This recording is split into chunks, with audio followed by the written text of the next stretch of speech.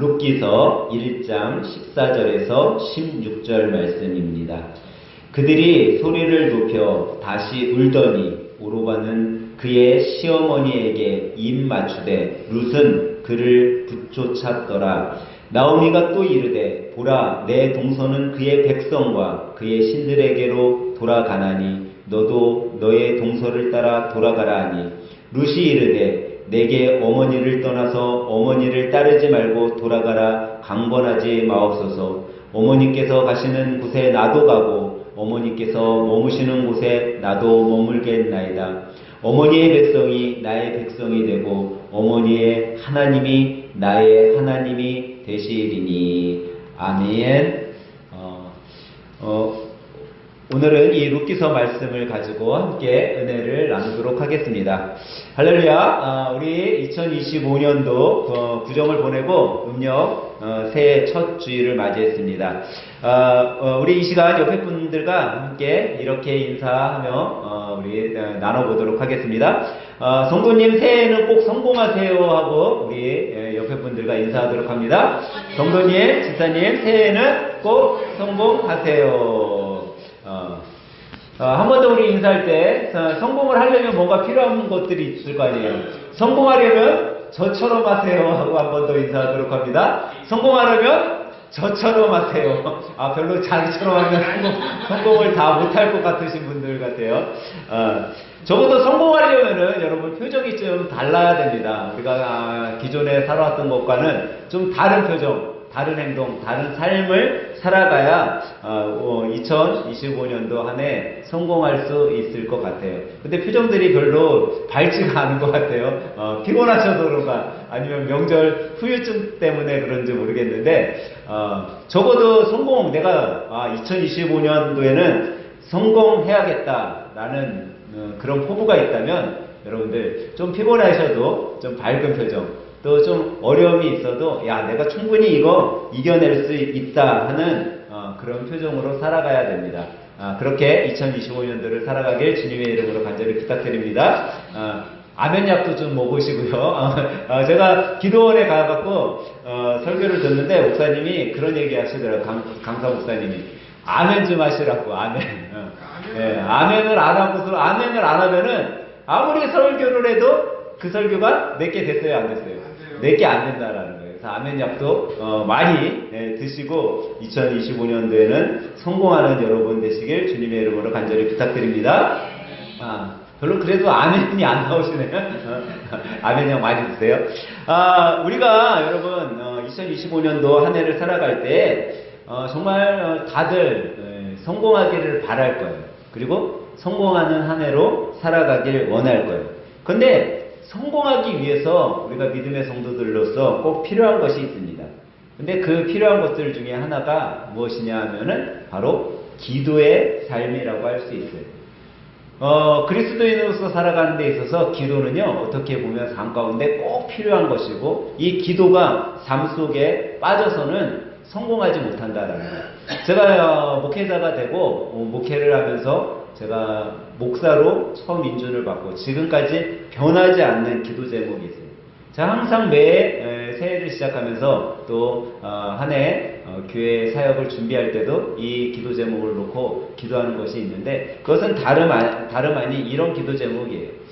제가 전도사 때만 해도 무슨 기도 제목이 있었냐면 하나님, 제가 정말 일타 목사가 돼서 또 큰 교회에 가서 정말 사람들이 우러러보는 목사가 될 수 있게 도와주세요 하는 기도를 많이 했었어요. 근데 제가 이제 목회자가 되고 정말 하나님께서 가장 원하시는 것이 무엇인가, 그런 삶 가운데 기도하다 보니까 제 기도가 뭐로 바뀌게 되었냐면, 하나님, 제가 올해도 목회를 할 때 하나님의 뜻에 합당한 목회자가 되게 해주세요 하는 기도가 바뀌었어요. 제가 지금도 그 기도는 항상 하고 있죠. 매 기도원에 가게 되면 하나님, 제가 하나님의 뜻에 합당한 목회자로 올 한 해도 잘 목회할 수 있도록 도와주세요 하고 기도를 해요. 근데 이 하나님의 뜻에 합당한 목회자가 되도록 해주세요 하면서 기도하면서도 제 마음속에 항상 어떻게 보면 부담, 또 제가 기도할 때마다 눈물이 날 때가 있어요. 그것이 뭐냐면 내가 그렇게 하나님의 뜻에 합당한 목회자로 살아간다라고 하면서 어떻게 보면 내가 바쁘다는 핑계 속에 한 번이라도 더 신방 갈 수 있고 한 번이라도 더 우리 집사님들, 성도님들에게 찾아갈 수 있는데 내가 바쁘다는 핑계로 찾아가지 못하고 있었던 나의 모습을 보고 또 때로는 다른 일에 급해서 정말 우리 성도들이 힘들어하는데 손 한 번 더 잡아줄 수 있는데 내가 다른 일에 급하다는 핑계로 또 때론 피곤하다라는 핑계로 그렇지 못하고 나의 삶을 보면서 눈물을 흘리고 기도하는 내 모습을 보게 됩니다. 그러면서 꼭 또 기도하죠. 하나님, 제가 꼭 우리 성도님들에게 좋은 목회자, 또 하나님이 보셨을 때 칭찬받는 목회자가 되기 위해 하나님의 뜻에 합당한 목회자로 세워주세요 하는 기도를 하게 됩니다.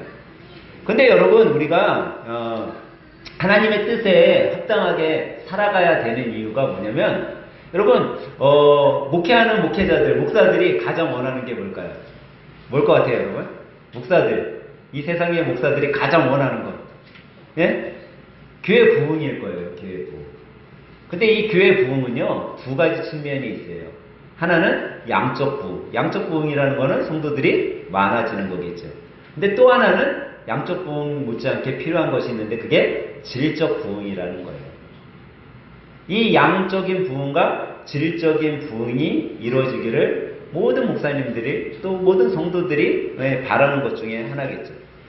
근데 어떻게 보면 이 양적 부흥과 질적 부흥이 잘 되기 위해선 꼭 필요한 것들이 있다라는 거예요. 그리고 여러분들, 이 양적 부흥과 질적 부흥은 어떻게 보면은요, 세상 사람들의 눈에 또 성도들, 우리 믿음의 성도들, 또 목회자를 봤을 때, 내가 우리 교회가 아니면 우리 믿음의 성도들이 잘 믿음으로써 성공하고 있다라고도 이야기할 수 있어요. 그렇게 생각할 수 있죠. 교회 성도들이 많아지면 여러분, 교회가 어떻게 되겠어요? 외적으로 커지겠죠. 그러면 세상 사람들이 봤을 때, 야, 저 교회 성공한 교회야 라고 할 수 있을 거예요. 근데 교회가 성도들이 많아지지 않았어도 저 교회 갔더니, 야, 저 교회는 몇 명 있지 않는데, 야, 저분들은 정말 크리스찬답게 살고 있어, 그리스도인답게 살고 있어 라는 그런 칭찬을 듣는다면 그 교회 역시 뭐라고 할 수 있을 거예요? 성공한 교회라는 이야기를 들을 수 있을 거예요. 그렇기 때문에 어떻게 보면 우리가 삶 속에 이것을 좀 반영해서 본다면, 여러분과 제가 성공한다라는 거는 여러분과 제가 어떻게 보면 세상 사람들 눈에 물질적으로 풍성해지면 성공했다라는 이야기를 들을 수 있을 거예요. 근데 그것 못지않게 여러분과 저의 삶에 질적인 어떻게 보면 수준이 높아지면 그건 역시 여러분과 저의 인생이 어떻게 된 거예요? 성공한 인생으로 바뀌게 된 것을 우리가 볼 수 있다라는 거예요. 그래서 우리는요, 한 해를 2025년 한 해를 시작하는 데 있어서 정말 내가 성공하기 위해 양적으로도 성공해야 되겠지만 질적으로도 성공해야 됨을 우리가 깨달아야 된다는 거예요. 근데 오늘 본문 말씀은요, 이 여러분과 제가 양적인 성공, 질적인 성공을 다 할 수 있는 비결을 어떻게 보면 설명해 주고 있어요. 오늘 본문에 보면은 룻이라는 한 여성이 나오는 것을 볼 수 있어요. 근데 이 룻의 삶을, 룻이 어떻게 생활했는가를 보면요, 우리는 이 성공의 비결을 좀 찾아볼 수 있어요. 사실 오늘 본문의 내용은요, 이런 이야기예요. 사사들이 다스리던 시대에 이제 흉년이 들게 되었어요. 그래서 이 흉년으로 인해 엘리멜렉이라는 사람이 흉년으로 인해 자기 고향에서 살 수 없게 돼서 모압 지방으로 이사를 하게 돼요. 그 모압 지방으로 이사를 할 때 자기 아내 나오미와 두 아들을 데리고 이사를 하게 되었죠. 그래서 모압에서 잘 살고 있었어요. 근데 한 10년쯤 됐는데 그만 이 아버지 엘리멜렉이 죽게 돼요. 죽게 되니까 어떻게 됐어요? 나오미는 어떻게 보면 과부로서 두 아들을 데리고 살 수밖에 없었어요. 근데 이 아들이 이미 좀 장성했기 때문에 이 아들들이 장가를 가게 돼요. 장가를 누구하고 가게 되냐면 모압 지방의 여자들하고. 한 명의 이름은 오르바요, 한 명의 이름은 룻이었어요. 그래서 이제 이 나오미는 두 아들을 결혼을 시키고 잘 살게 되었어요. 근데 이게 웬일이에요? 두 아들도 어떻게 돼요? 죽게 되었어요. 이제 죽게 되니까 나오미는 자기와 며느리, 두 며느리를 데리고 살아갈 수밖에 없는 거예요. 근데 이 타국 땅에서 남편도 없이 아들들도 없이 이 며느리들만 데리고 살기가 너무 힘든 거야. 근데 그때 때마침 고향이 풍년이 들었다는 소식을 듣게 돼요. 야, 그래도 내 고향으로 돌아가면 거기는 지금 풍년이 일어났어. 풍년이라니까 그래도 우리가 살 수 있지 않을까? 이 타국 땅에서 사는 것보다는 거기가 나을 것 같다라는 생각을 나오미가 하게 돼요. 그리고 난 다음에 두 며느리에게 뭐라고 이야기하냐면 이 나오미는 그래도요 한국의 시어머니들하고 좀 달랐었던 것 같아. 한국 시어머니들은 엄청나게 며느리들을 구박했대요. 지금 말고요. 예전에. 예전 시어머니들은 그렇게 구박을 많이 했대요. 근데 또 이 구박을 받고선 자랐던 며느리들이 시어머니가 되니까 또 뭐예요? 나는 이제 구박 안 할 거야 그랬는데 또 구박을 한대. 근데 이 나오미는 좀 그러지 않았었던 것 같아요. 나오미는 뭐라고 이야기하냐면 자기가 이제 고향으로 가게 되었을 때 며느리들에게 이야기를 해요. 야, 내가 이제 베들레헴으로 돌아가려고 하니까 너희들은 너희 고향으로 가라라고 이야기를 해요. 나 따라오지 말고 너희 고향으로 가. 고향 가서 다시 행복하게 살도록 해. 이런 이야기를 해요. 근데 그때 이 두 며느리의 나오미 어머니 시어머니의 이야기를 듣고 행한 행동이 다름을 볼 수 있어요. 오르바는 뭐라고 해요? 어머니, 내가 어머니 말대로 이제 고향으로 가겠습니다 하고 눈물을 흘리고 삥 돌아서 자기 고향으로 가요. 어떻게 보면요, 여러분과 제가 이런 상황이었다면 우리도 아마 고향으로 돌아갈 수 있을 거예요. 왜 고향으로 돌아갔을까요? 여러분, 고향은요 어떻게 보면 익숙한 곳이에요. 고향은 어떻게 보면 지금 내가 이 시어머니 모시고 힘들게 살 수 있는데 내가 그래도 고향으로 가면 좀 편안하게 살지 않을까? 고향에는 뭔가 좀 안식이 있을 것 같고 좀 편안함이 있고 내가 다른 거에 대한 두려움이 없는 곳이 고향일 수 있어요. 그러니까 이 오르바는 고향을 찾아가요. 근데 룻이라는 며느리가 그러는 거예요. 어머니, 나는 고향으로 안 가겠습니다. 근데 이 룻이 막연하게 시어머니를 그냥 쫓아가겠다라는 그런 마음이 아니었다라는 거예요. 이 룻의 어떻게 보면 인생의 새로운 시작이요. 어떻게 보면 이 룻의 인생을 변화시키는 성공으로 만들게 된 시작이 되었다라는 거예요. 여러분, 시작이 참 중요해요. 시작. 그런 얘기 있잖아요. 시작이 뭐다? 반이다. 이 시작이 반이다라는 얘기는요. 시작을 잘하면요. 이미 어떤 일이 끝나는 거에 반 이상이 지나간 거예요. 우리 교회는 그래도 좀 이제 사업하시는 분들이 있어서 명절에 문을 열고 계신 분들이 좀 있잖아요. 근데 이 문을 열 때 명절을 앞두고 참 걱정거리가 많아요. 명절 때 손님들이 많을 텐데 어떻게 이걸 감당하지? 걱정이 돼요. 근데 여러분, 명절을 잘 보냈어요? 안 보냈어요? 걱정하고는 내가 걱정한 거에 비해서 어쨌든 명절이 지나갔어요. 어떻게 됐든지 간에 잘 보냈다라는 거죠. 시작을 했더니 끝이 있었던 거예요, 명절이. 근데 우리 인생이 그런 것 같아요. 시작을 하면 분명히 끝이 있어요. 근데 시작을 어떻게 하느냐가 참 중요한 거예요. 시작을요, 성공적으로 시작한 사람은요, 그 결과도 성공적으로 끝나게 되는 거예요. 시작을 성공적으로 시작한 사람은요, 그 과정도 성공적으로 진행하게 돼요.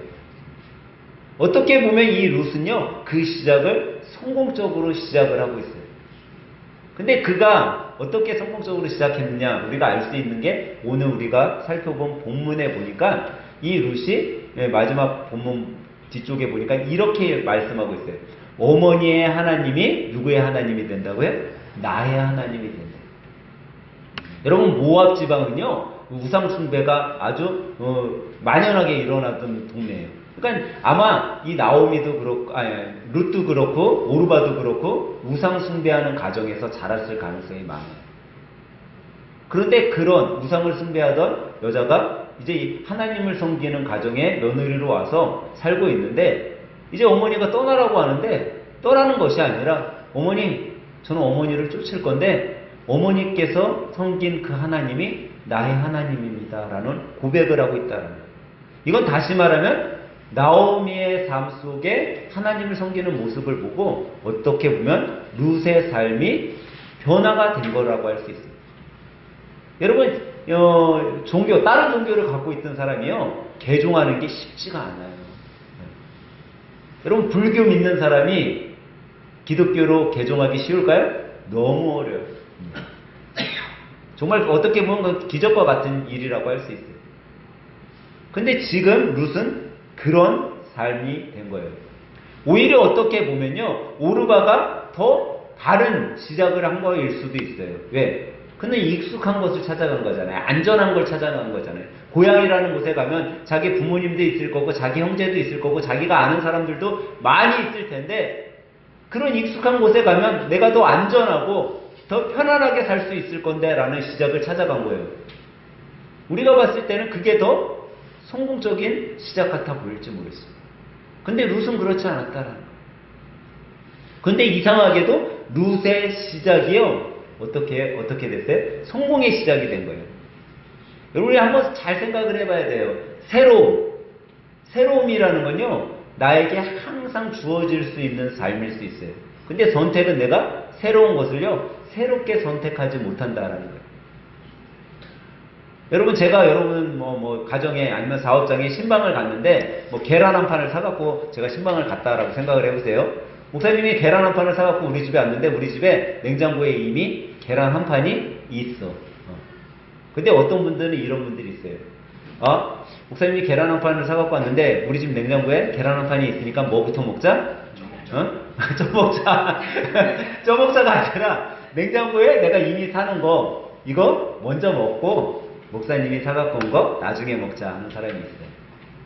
또 어떤 분은 이래요. 야, 그래도 목사님이 사갖고 왔으니까 우리 이게 더 새 거니까 새 거 빨리 먹고 냉장고에 있는 거는 조금 나중에 먹자라는 분이 있을 거예요. 근데 대부분의 사람들은 어떻게 먹을까요, 여러분? 냉장고에 있는 걸 먼저 먹어요. 근데 여러분, 제가 여러분들에게는 얘기하는 거는 여러분 항상 새 거가 들어오잖아요. 새 거를 먼저 드세요. 목사님 새 거 먹었다가 냉장고에 있는 거 다 썩어서 버리면 아깝잖아요. 새 거를 빨리 먹고요, 냉장고에 있는 것도 빨리 드시면 돼요. 근데 대부분의 사람들은 어떻게 먹냐? 냉장고에 있는 거 먹다가 새 거를 다시 헝것으로 만들어 놓고 또 그게 헝거된 걸 또 먹고 있다라는 거예요. 그분은 평생 뭐만 먹어요? 헝거만 먹게 되는 거예요. 우리는요, 새 것을 먹을 줄 알고 새 것을 사용하고 새 것에 도전할 수 있는 사람이 돼야 돼요. 그래야지 성공할 수 있는 사람이 되는 거죠. 어떻게 보면요, 눈앞에 새 것이 놓여져 있는데 우리는 나의 안주함, 내 두려움을 좀 버리기 위해서 옛 것을 찾을 수 있다는 거예요. 성공하는 사람은요, 꼭 필요한 것 중에 하나가 시작도 성공적이어야 되겠지만 또 하나 해야 될 것이 과거, 옛 것을 버릴 줄 알아야 된다는 거예요. 많은 사람들이 과거를 버리지 못해서 새 것에 도전하지 못하는 것을 볼 수 있어요. 여러분, 사도 바울이 다메섹에서 예수님을 만나게 되잖아요. 근데 이 사도 바울이 어떤 사람이었어요? 하나님을 잘 섬기는 사람이었어요? 아니었어요? 섬기는 사람이었어요. 근데 그의 섬김은 뭐였냐면 내 안에 하나님만 있었어. 예수 그리스도를 바라볼 수 없었어요. 예수 그리스도가 하나님이라는 걸 알지 못했어요. 그래서 그는요, 예수 그리스도를 믿는 사람들을 옥에 가들고 예수님을 핍박하는 자로 살아가는 게 하나님의 충성된 종이라고 생각했던 거예요. 근데 그가 다메섹에서 예수 그리스도를 만나자 깨닫게 되었죠. 그리고 깨닫게 되었지만 그의 안에 어떤 일이 있었냐면 두려움이 있었어요. 그래서 사도 바울이요, 예수님을 만나자마자 다메섹에서 변화받고 사울이 돼서 사역했던 게 아니에요. 그는 예수님을 만나고 난 다음에 장작 11년 동안 자기 집에서 운둔 생활을 했어요. 12년 동안 나오질 못한 거야, 말 그대로. 예수님을 전하러 나오지 못했었던 거예요. 두려움이 있었던 거예요. 왜? 자기가 예수님을 핍박했었잖아요. 핍박했었는데 나가서 예수님을 전한다고 하면 예수님을 믿던 자들이 자기를 어떻게 해? 예? 죽일 수도 있고 해할 수도 있고 여러 두려움이 있었던 거예요. 또 하나, 자기가 예수님을 핍박할 때는 유대인들이 자기를 지지해줬거든요. 야, 사울처럼 저렇게 살아야지 하나님 앞에 복받아. 근데 이제 나가서 누구를 전해? 예수님을 전하니 유대인들도 바리새인들도 자기를 핍박할 거를 알았던 거예요. 그런 두려움이 있었어. 그렇기 때문에 예수님을 만났지만 그가 장작 11년이 되는 시간을 자기 집에서 운동 생활을 한 거예요. 근데 그 과거, 그 모든 것을 그가 떨쳐버리고 이제 그 운동 생활 속에서 새롭게 발을 디딛자 그의 인생이 어떻게 변하게 돼요? 성공적인 인생이 바뀌게 되었던 거죠. 여러분과 제가 정말 성공을 원한다면요, 우리는요, 시작도 성공적이어야 되고 과거도 과감히 버릴 줄 알아야 돼요. 근데 여기서 제가 여러분들에게 과거를 버리라고 하는 거는 과거를 다 잊어버려라라는 게 아니에요. 과거는 다 잘못됐다, 옛것은 다 잘못됐다라는 게 아니에요. 여러분, 우리 과거 속에서도 기억해야 될 것들이 있어요. 과거를 통해 우리가 잊지 말고 그것을 어떻게 보면 삶의 지표로 삼고 살아가야 될 상황도 있어요. 그런데 제가 여러분들에게 과거를 버려야 된다라는 것은 과거에 잘못된 것을 버리라라는 거예요. 여러분, 여자들이 남자들보다요, 기억력이, 옛것에 대한 기억력이요, 나쁘다고 그래요. 근데 참 신기하게도요, 여성분들이요, 다른 것은 잘 잊어버려. 근데 남편이 잘못했던가 아니면 무슨 어려움을 당했던가 그때는요, 남편이 예를 들어서 잘못했어요. 그러면 그때 우리 남편이 무엇을, 어떤 색깔의 어떤 옷을 입고 어떤 복장으로 나에게 했는지까지 다 기억한대요. 아주 디테일하게 그 잘못됐던 순간을요 다 기억하고 있대요. 그 정도로 기억이 나쁜 여성이 기억을 하고 있다라는 거예요. 근데 여러분, 나쁜 것은요 잊어버려야 되는 거예요. 잘못된 것은요 우리가 놓아놓을 줄 알아야 돼요. 과거에 매여서는요 절대 성공할 수가 없어요. 나쁜 기억을, 근데 여러분, 나쁜 기억 잘 잊혀져요, 안 잊혀져요? 안 잊혀져요. 참 신기하게도 나쁜 거는요 어딘가 내가 잊고 살았다라고 생각하고 있는데 여기 숨겨져 있다가 다시 비슷한 일이 일어나면 확 올라와. 그건 잊어버린 거예요, 안 잊어버린 거예요? 안 잊어버린 거예요. 근데 이것을 잊을 수 있는 방법이 있어요. 그거는 뭐냐면 온전함이 내 안에 들어오면 잊을 수 있어요. 온전한 것이 내 안에 가득해지면요 이 나쁜 것이 잊혀지는 거예요. 근데 이 온전함이 뭘까요? 바로 예수 그리스도시라는 거예요.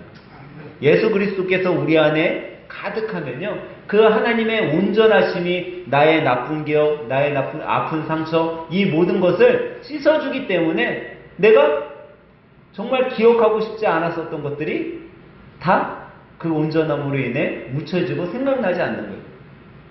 여러분, 한번 과거, 한번 여러분들이 어렸을 때 이렇게 생각해 보면요 아예 생각나지 않는 어떤 그 시기가 있을 거예요.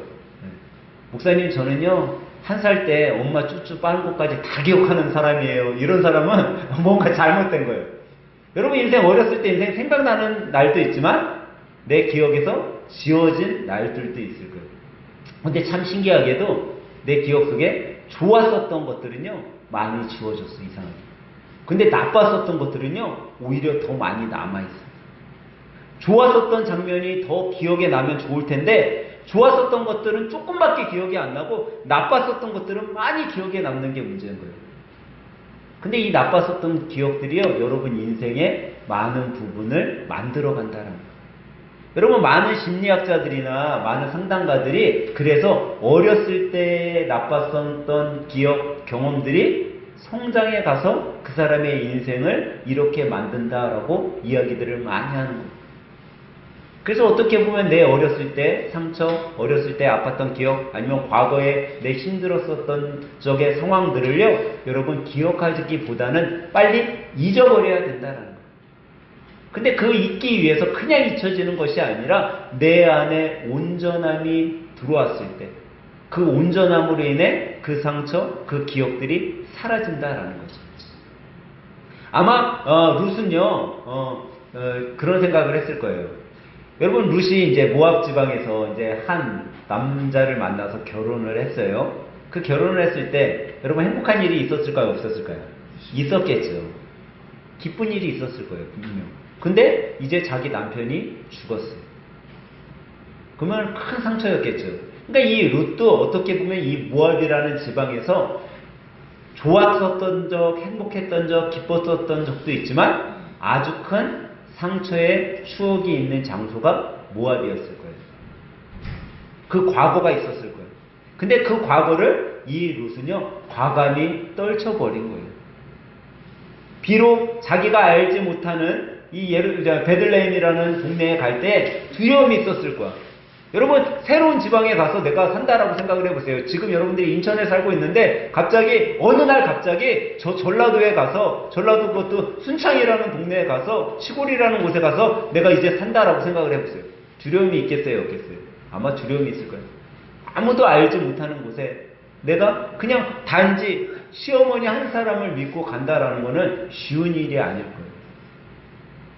근데 룻은 과거의 자기 고향을 저버리고 발을 내딛었어요. 과거를 벌어버리고 새 것을 바라보고 갔어요. 근데 그 새 것의 중심에는 딴 게 있지 않았어요. 자기가 바라본 것은 단지 시어머니와 시어머니가 믿는 하나님밖에 없었던 거예요. 근데 그 안에 하나님이 온전히 들어오니까 그가 어떻게 해요? 그 새로운 곳에 자기가 발을 내딛었던 거죠. 오늘 본문 14절은요 이렇게 이야기하고 있어요. 그들이 소리를 높여 다시 울더니 오르바는 그의 시어머니에게 입맞추되 롯은 그를 붙쫓았더라 라고 말씀하셨어요. 여기에 보니까 무슨 단어가 나오냐면 붙쫓다라는 단어가 나와요. 근데 이 붙쫓다는요 히브리어는 다바크라는 단어를 쓰거든요. 이 다바크라는 단어는 들러붙다, 결합하다라는 단어예요. 그러니까 뭔가 결합되어 있으니까 밀착한 관계겠죠. 우리나라에서도 이 붙쫓다라는 단어가 있긴 있어요. 이 우리나라에서의 붙쫓다는 뭐냐면 경외하다, 존경하다라는 표현이 되어 있어요. 근데 지금 이 룻은 시어머니를 그렇게 아주 밀접한 관계, 결합된 관계, 밀착하게 또 우리나라 단어로는 경외하고 존경하는 마음으로 그를 따라간 거예요. 근데 여러분, 우리 삶에 여러분과 제가 하나님을 믿고 살아간다라고 하면서 이런 붙주침의 관계가 되지 않으면요 성공할 수 없는 거예요. 여러분과 제 관계가 하나님과 밀접한 관계, 주님과의 밀접한 관계가 되지 않고서는요 우린 현명하게 살아갈 수 없는 거예요. 어떤 남자가 이제 아내가 어떤 모임에 가 있는 것을 알게 되었어요. 밤이 늦어졌거든요. 그래서 이제 남편이 아내를 좀 데리러 가야겠다 하고 그 모임에 왔어요. 근데 어떤 남편은 이렇게 얘기하는 거예요. 근데 가는 도중에 이 배가 너무 아파가지고 화장실이 급한 거예요. 근데 아내를 딱 만나자마자 한다는 얘기가 이렇게 얘기를 해요. 여보, 내가 당신 때문에 여기까지 오게 됐고 나 지금 화장실도 급해 죽겠는데 내가 당신 데리러 오느라 이거 참고 있었으니까 저리 비켜봐. 나 화장실 좀 갔다 올게. 이렇게 얘기하는 남편이 있대요.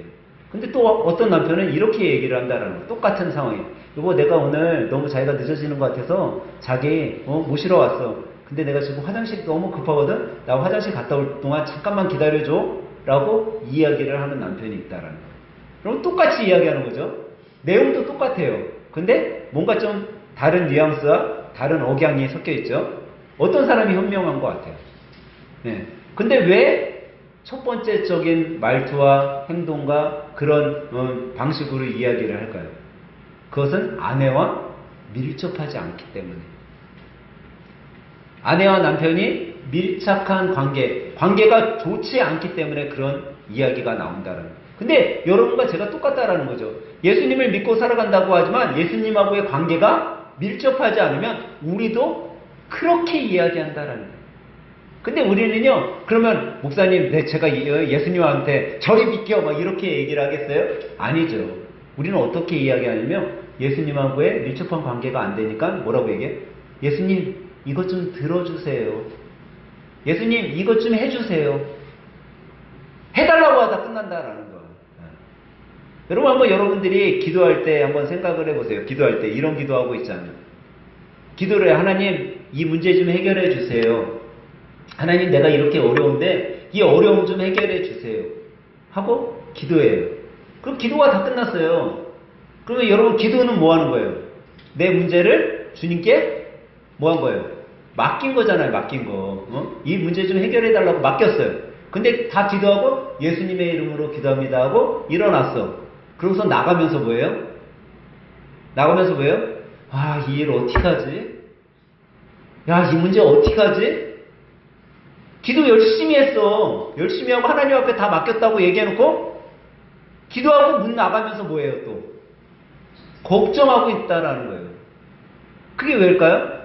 주님과의 밀접한 관계가 안 된 거야. 맡겼으면 뭐 해야 돼요? 믿어지고 편안해져야 되잖아요. 근데 우리 인간이라서 그렇지 못한다라는 거예요. 저도요, 어려움에 처해 보니까요, 처음에 너무 분주한 저를 보게 돼요. 근데 제가 온전히 주님 앞에 맡기기 시작하니까요, 그때서부터 내 안에 평안함이 찾아오더라고요. 그게 정말 주님 앞에 맡긴 거예요. 맡기면요, 이게 해결되든 안 해결되든 그게 중요치 않아요.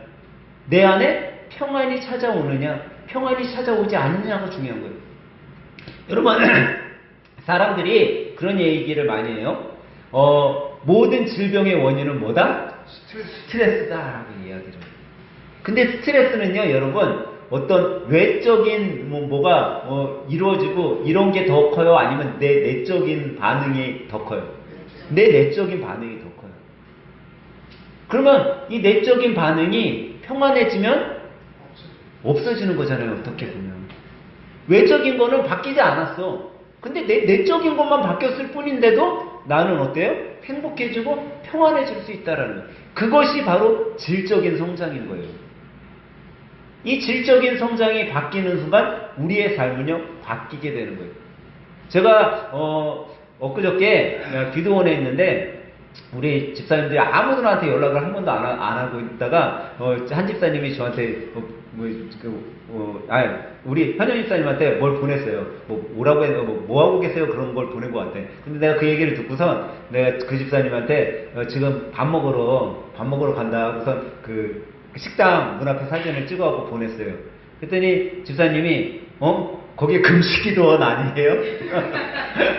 왜 밥 먹으러 간다고 하니까. 근데 그래갖고 아니 집사님 어떻게 알았죠? 이게 금식기도원인지? 그럴 때 이렇게 했더니 사진에 이제 문에 이제 갈매산 금식기도원 이렇게 써 있는 게 보인 거죠. 그래서 이제 들어가서 제가 또 그 식단을 또 사진을 찍어서 집사님한테 보냈어요. 그때 집사님이 그걸 보더니 저한테 그거 절밥 아니에요? 그러는 거예요. 제가 이제 그 밥을 먹으면서 그런 생각했어. 야, 기도원인데 절보다는 그래도 반찬이 좀 푸짐하게 나와야지 이거 경쟁이 될 거 아니야. 어떻게 절보다도 이거 현찮게 나와가지고 이거 기도원이 저라고 경쟁이 되겠어? 그런 마음이 들었어요. 좀 그래도 식단을 좀 좋게 해가지고 세상 사람들이 기도원에 좀 많이 와서 야, 역시 기도원 밥 좀 다르구나 이런 생각이 들어야 되는데 이거 경쟁해서 이거 밀리게 생겼구만 그런 생각이 들었어요. 근데 가서 기도하고 있는데 제 마음에 그런 마음이 드는 거예요. 야, 너가 먹은 밥, 그 무슨 밥이냐? 금식기도원 밥이다. 야, 금식기도원에서 밥을 주는 것만으로도 이거 행복해야지. 거기에서 절밥하고 비교하고 있냐? 그런 마음이 드는 거예요. 그게 뭐죠, 여러분? 우리는요, 자기가 갖고 누리고 있는 것에 만족하기보다는 자기가 없는 것을 더 찾고 비교하고 남과 나를 비교하는 그 의식이 나를 성공의 삶이 아닌 실패의 삶으로 몰아가고 있다는 거. 여러분, 룻이 만약에요, 비교했다라면요, 그는 실패의 인생이 됐을 거예요. 근데 그는 비교하지 않았어요. 자기의 삶을 동서인 오르바 비교하지 않았어. 그가 고향으로 갈 때 자기도 고향으로 따라가지 않았어. 왜? 나의 삶은 비교의 대상이 아니니까. 그리고 아마 세상 사람들이 그렇게 여겼을 거예요. 야, 무슨 이제 실패한 인생이야. 야, 홀어머니 모시고, 그것도 시어머니 모시고, 시어머니 고향에서 살아? 야, 저건 정말 실패한 인생일 거야. 근데 룻의 삶은요, 완전히 달랐어. 아무것도 없이 베들레헴에 갔지만, 그가 가는 곳마다 어떻게 보면 성공을 바뀌는 거예요. 왜? 벼이삭을 주스러 갔는데, 다른 사람들은 벼이삭을 얼마 주지도 못하는데, 자기는 가면은 막 쌀 한 가마씩 주워오는 거예요. 여러분, 이게 성공의 삶인 거예요. 내가 잘해서, 내가 잘나서 성공한 것이 아니라, 하나님의 은혜가 임하니까 풍요로워지는 거예요. 근데 여러분, 이것만으로 룻의 삶이 바뀌었다라면, 여러분, 제가 이해하지 안 하죠. 그냥 양적인 성장만 됐다면. 여러분, 이 룻은 어느 지방 여인이라고요? 모압 지방 여인이에요. 이 모압 지방은 어떻게 보면 이방 사람인 거예요. 근데 이 룻이 누구의 족보에 오르게 돼요? 바로 다윗의 족보에 오르게 되는 거예요. 예수님 족보에 오르게 된 거예요. 아브라함 족보에 오르게 된 거예요. 이게 질적인 성장이라는 거예요. 그의 인생이 어떻게 보면요, 이방 여인으로 끝날 수 있었어요. 근데 그의 하나의 어떻게 보면 시작이, 또 어떻게 보면 그 두려움에서 새로운 것에 대한 발디듬이, 과거를 버리고 새로움을 쫓은 그의 인생이 자기의 인생의 질적인 부유함이 아닌 보아스라는 한 새로운 남성을 만남으로 인해서 예수님 족보에 올라가는 완전 다른 영적, 질적 성장을 그는 누리게 되었던 거예요. 저는 오늘 이 아침에 함께 드리는 여러분 모두가 이런 양적인 성장뿐 아니라 질적 성장, 영적 성장을 누리는 여러분 되시길 주님의 이름으로 간절히 축원합니다. 근데 그것이 무엇 때문이에요? 바로 하나님과의 밀접한 관계에 있었기 때문이라는. 그가 하나님과의 밀접한 관계가 있으니까 온전히 하나님을 믿고 온전히 시어머니를 쫓아서 이 베들레헴에 와서 그가 생활할 수 있었다라는 거죠. 여러분, 많은 심리학자들이요, 이야기하는 것들 중에 그런 이야기가 있대요. 종교인이라고 하면 뭐 불교 신자도 될 수 있고 뭐 많이 있잖아요. 이 종교인들이 일반인들보다 스트레스를 좀 덜 받는데,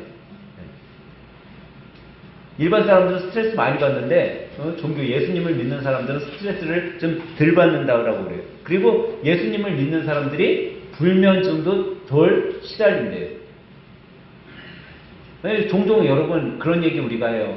목사님, 제가요 너무 피곤한데 잠이 안 와요. 너무 피곤한데 잠이 안 온대. 그럼 불면증이겠죠? 그럼 저는 뭐라고 얘기해요? 제가 뭐라고 얘기할 것 같아요? 아직 덜 피곤해서 그러세요 라고 얘기를 해요. 더 피곤하면 잠이 오는데 아직 덜 피곤해서 그래요. 그리고 우리 나이 드신 분들이 그런 얘기 많이 해요. 내가 나이가 들었더니 잠이 없대. 근데 여러분, 노인들 보면요, 일찍 일어나요, 안 일어나요? 일찍 일어나죠, 참. 되게 일찍 일어나요. 뭐 새벽 한 5시, 뭐 6시면 다 일어나셔. 그래서 나이가 들면 정말 저렇게 잠이 없나 보다. 근데요, 알고 봤더니요, 낮잠을 엄청 주무셔요. 자기는 잠 안 잔대요. 그런데 낮잠 엄청 주무셔. 그러니까 낮에 많이 잤으니 밤에 잠이 오겠어요? 안 오죠. 근데 여러분, 여기 이런 이야기 속에 우리가 좀 깨달아야 될 것들이 있어요. 왜 나이 많으신 분들이 낮잠을 잤기 때문에 밤에 잠 안 오듯이 어떻게 보면 뭔가 내가 충전이 돼 있었던 거야. 에너지가. 만약에 여러분 낮잠도 안 자고 밤 늦게 잤어요. 그러면 아침까지 어떻게 해요? 잘 수밖에 없어요. 피곤하니까. 밤에 12시에 잤어. 그러면 7시까지, 8시까지 잘 수밖에 없어요. 근데 낮잠을 한 3시간 잤어요. 그리고서 12시에 잤어.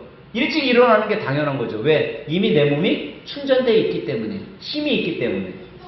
근데 여러분, 그리스도인은요, 그런 충전이 있어야 되는 거예요.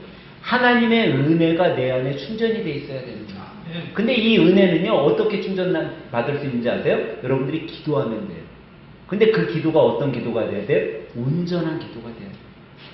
이 온전한 기도는요, 나만 기도하는 것이 아니라, 나만요, 구하는 거 구하고 일어서는 것이 아니라, 내가 기도하고 주님의 소리를 내가 기다려야 되는 거예요. 그 기다림이요, 길 수도 있어요. 하지만 그 기다림이 짧을 수도 있어. 어쩔 때는 내가 기도하고 일어나서 교회 문 열고서 나갔는데, 아니면 방문을 열고 나왔는데 이미 응답되어 줄 수도 있어요. 그렇게 빠를 수도 있어요. 근데 때로는 내가 기도했는데 1년이 지나고 2년이 지나도 기도의 응답이 없는 것 같아. 그렇게 느껴질 수도 있어요. 근데 꼭 필요한 것이 뭐냐? 기다림이 있어야 된다라는 거예요. 이 기다림은 뭐예요? 주님께서 나에게 말씀하시는 그 소리를 기다리는 거예요. 과연 예수님은 나에게 어떤 소리를 하고 계신가? 이 기도의 응답에 예수님의 소리에 귀 기울이는 자가 그 예수님의 소리를 듣는 순간 어떤 인생으로 바뀌어요? 바로 성공하는 인생으로 바뀌게 되는 거예요. 저는 오늘 음력 새해를 시작하는 여러분들 모두가 정말 시작을 잘 하셔서 내가 올해는 이렇게 시작해야겠구나. 내가 올해는 정말 기도로 시작해야겠구나. 그런 마음을 잘 가져서 2025년 한 해가 2024년도보다는 더 나은 한 해. 또 2025년도에 잘 됐어요. 성공한 한 해였어요. 2026년도에는 2025년도보다 또 더 나은 한 해. 우리의 삶이 한 해 한 해가 거듭될수록 더 잘되고 복받고 성공하는 한 해로 살아갈 수 있길 예수님의 이름으로 간절히 축원합니다.